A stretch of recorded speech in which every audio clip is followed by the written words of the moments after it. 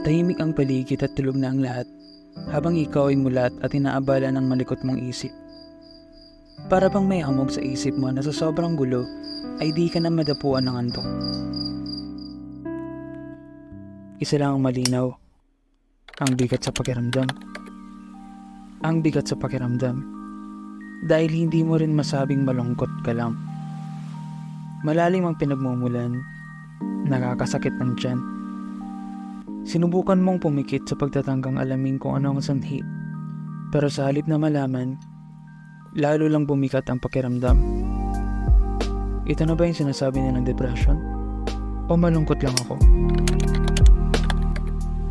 Alamin natin ang pinagkaiba ng depresyon at kalungkutan.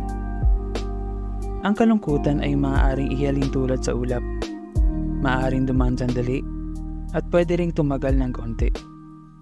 Parang dahon na dumapo at nilipad ulit ang hangin.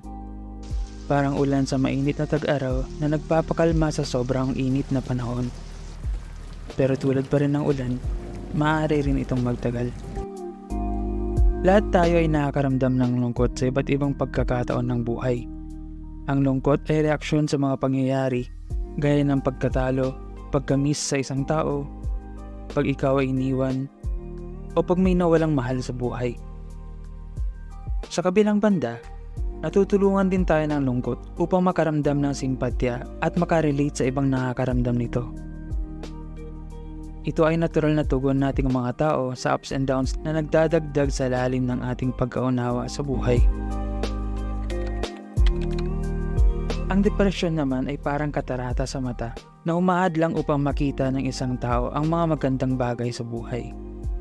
Para itong makapal na usok na naimbak ng matagal na walang malabasan. Hindi ito basta feeling lang, kundi ito ay estado ng pagkatao. Ito ay isang tusong mental health disorder na hindi madaling matukoy. Hindi katulad ng ibang karamdaman na madaling makita sa panlabas na anyo, ang depresyon ay nagkukubli sa sulok ng isipan ng isang tao. Karaniwang pinapahirapan ng depresyon ang biktima nito sa kalagitnaan ng gabi, kung kailan tahimik, mag-isa at malaya nitong gambalain ang isipan ng kinakapitan nito. Pagsapit ng umaga, ang taong apektado ay maaari pa ring magpakita ng ngiti at masayang makikisalamuha sa mga kapamilya, kaibigan at katrabaho. Mahirap tukuyin ang isang taong may depresyon. Ang pagkakaroon nito ay parang pagdadala ng mabigat na pasanin sa dibdib na hindi basta-bastang mawawala. Kung ikaw ay nakakaramdam nito, huwag matakot o mahiyang makipag-usap sa mga kaibigan at kapamilya. Kung may kakilala ka na nagpapakita ng mga senyales tulad ng madalas na pagkabalisa, pagkawalan ng gana sa mga dating hilig, o pagkakaroon ng problema sa pagtulog o pagkain, kumustahin natin sila dahil baka nalulunod na sila at naghihintay lang ng saklolo. Ang pag-unawa sa pagitan ng lungkot at depresyon ay parang pagtukoy ng ulan at malakas na bagyo. Pareho silang may ulan, pero ang isa ay mas idhi at mas mapaminsala. Ang lungkot ay bahagi ng normal na buhay, samantalang ang depresyon ay isang mas matinding hamon. Ang paraan para malaman kung talagang depressed ka o nakakaramdam ka ng lungkot ay ang mag-focus sa kung ano ang nararamdaman mo ngayon, bukas at sa mga susunod pang mga araw.